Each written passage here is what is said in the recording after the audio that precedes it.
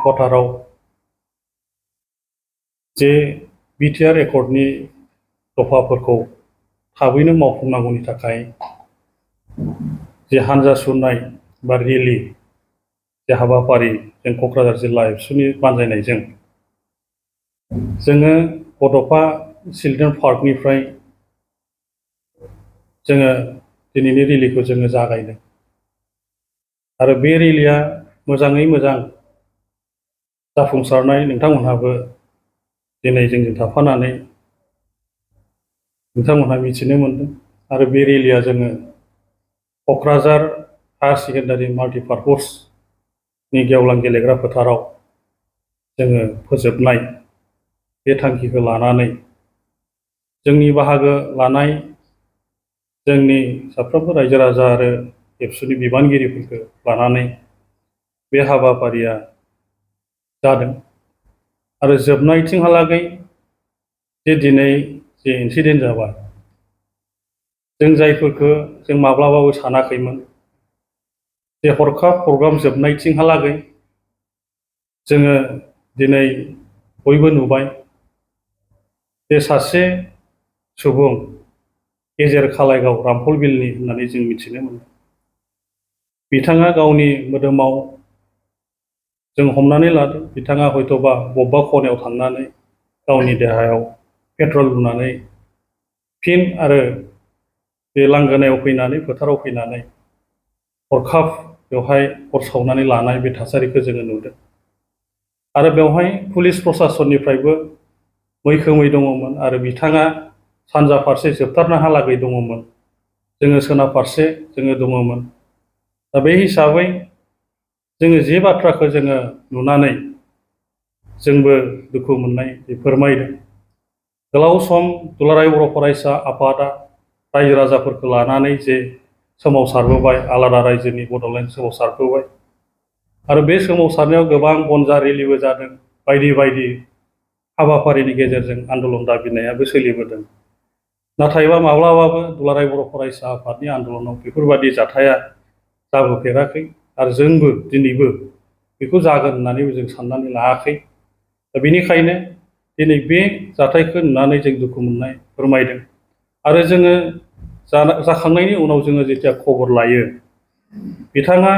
थारैनो जोङो बिथांनि जि देहा सोलेर जों जिखिनि मोनदांदों बिथाङा देहा फारसे बहुद बेमारजों गोदोसोनानै दङ होननानै जोङो मिथिदों आरो नोंथांमोनाबो निस्सय नुबाय मानसिनि देहाया मोजां नङा दा बेनिखायनो जोङो जोंनि रायजो राजाफोरखौ लाबोनाया आनसलिकफ्रा लाबोदों इउनिटफ्रा लाबोदों जोङो बिथांमोनावबो जों खबर लाबाय आनसलिकआबो बुंबाय जोङो बिथांखौ जोङो आन्दलनाव जों लाबोआखै आरो जों बाहागो लानायखौबो जों जागायजेननायनिफ्राय नुवाखै इउनिटआबो बुंदों जों बेखौ लाबोनो मोननाय जायाखै दा बे हिसाबै जोङो बिथांखौ जेथिया बिथांनि देहायाव अर खामनायखौ जों नुनानै दिनै थोंजोङै मेडिकेल कलेजाव लांनाय जाबाय क'क्राझाराव आरो बेवहाय लांखांनायनि उनाव जोंनि आनसलिकनि आफादगिरि रामफलबिल आनसलिकनि आफादगिरि जहर बिथांनि टिमा मेडिकेल कलेजाव जेथिया थाङो आरो बिथांनि न'खरजों जेथिया खबर होबाय न'खरनि मानसिफ्रा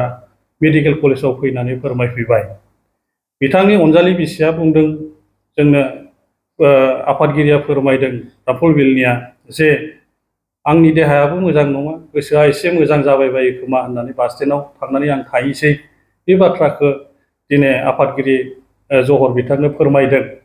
आरो बेवहाय बिथांमोनहा दिनै बे क'क्राझार मेडिकेल कलेजनिफ्राय जेथिया बरपेटा मेडिकेल कलेजाव लांगोन बे बाथ्राखौ जेथिया मिथिबाय रेडि जाबाय अब्ला रामफलबिल आनसलिकनि आफादगिरिनि टिमा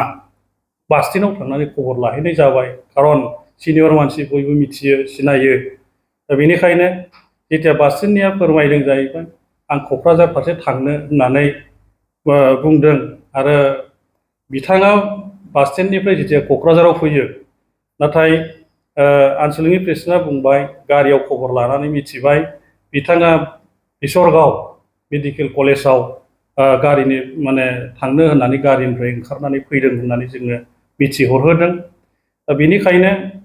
जोङो बयबो क्लियार जानांगोन बाथ्राफोरखौ। दा दिनै बे आन्दलनाव फैनो होननानै बिथाङा न' फारसेनिफ्राय ओंखारबोआखै। निस्सयबा बिथाङा हयत'बा क'क्राझार बे फारसे फैफिननायाव हयथ' आन्दलनाव लोगो मोननानै रेलियाव लोगो मोननानै थांफाखो ना डाइरेक्टयै बेयाव थांनानै बिदिया बिथाङा लोगो मोनहैखो जों बेखौ जेबो मिथिनो मोननाय जायाखिसै। दा बेखायनो दिनै जोंनि जे रेलि हाबाफारि बियो जोबखाबायमोन। दा बे समाव बिथाङा जे दिनै बे थासारिखौ खालामबाय, दा बेनि थाखाय जोंबो बहुद सिन्था जादों। ना बिथाङा देहाया सोलिखायैखाय ना सोरनिबा थुन जलायनायनि गेजेरजों बिथाङा हयत'बा देहाखौ नायनानै मानानै हयत'बा मा मेन्टेलिटिजों बेबादि खामानिखौ मावनो हाखो, बा सोरनिबा बेवहाय इंगित दं नामा, बे बाथ्राखौ जोङो बुजिनानै लानो हायाखै। दा बेखायनो जों आसा खालामदों बिथांनि जिउआ जाहाथे मोजाङै मोजां फैफिननो हायो। जों बेखौनो क'क्राझार जिल्ला एबसुनिफ्राय जोङो क्लियारै जिखिनि बाथ्राखौ जोङो मिथिदों, जोङो न'खरनिफ्राय जिखिनि बाथ्राफोरखौ दिनै मोनदांनो मोनबाय। दा बेखायनो जोङो क'क्राझार जिल्ला एबसुनिफ्राय दिनै जोङो रेलिनि गेजेरजों जि जाथाया जाबाय बेखौनो जोङो साफ्रोमबो जोंनि रायजो राजाफोर फोरनिसिम जोङो क'क्राझार जिल्ला एबसुनिफ्राय जोङो बेखिनि बाथ्राखौ फोरमायदों। गोजोन्थों। जोंथ' दा बेखौ मिथिनो मोनाखै बिथाङा मा जाहोननि थाखाय बिदि खालामनानै लाखो। नाथायबा गावनि बाथ्रासो जाहैबाय बियो। खिन्थुबा जोंनि आन्दलनाव बियो फैनो होननानै न'निफ्राय ओंखारबोआखै। इउनिट आरो आनसलिकजोंबो बिथाङा फैयाखै। नाथायबा जोबनायहालागै जोंबो मिथिया बिथाङा बे मा साननानै खालामखो, जों बे बाथ्राखौ मिथिनो मोननाय जायाखै। हयत'बा गावनि देहाखौ नोजोर बोनानै हयथ' माबा मोनसे फ्रास्ट्रेसननि गेजेरजों बिदि खालामनानै लादों खोमा, बा सोरनिबा एसे इंगितफोरबो थायो खोमा, बेखौ जोङो मोजां बिथं भाबै जोङो मिथिनो थाखाय जोंबो हास्थायगोन। दा बेखायनो क'क्राझार जिल्ला एबसुनिफ्राय बेखिनि खेंफोरथिखौ जोङो होबाय। गोजोन्थों। गिबियावनो क'क्राझार जिल्ला दुलाराय बर' फरायसा आफादनिफ्राय बेलासि समनि गाहाम हामलायथि आङो बावहरदों। दिनै जोङो क'क्राझार जिल्ला दुलाराय बर' फरायसा आफादनिफ्राय क'क्राझार जिल्ला एबसुनि लोगो आफादगिरि, गाहाय नेहाथारि, लोगो गाहाय नेहाथारि आरो जिल्ला एबसुनि गासै टिम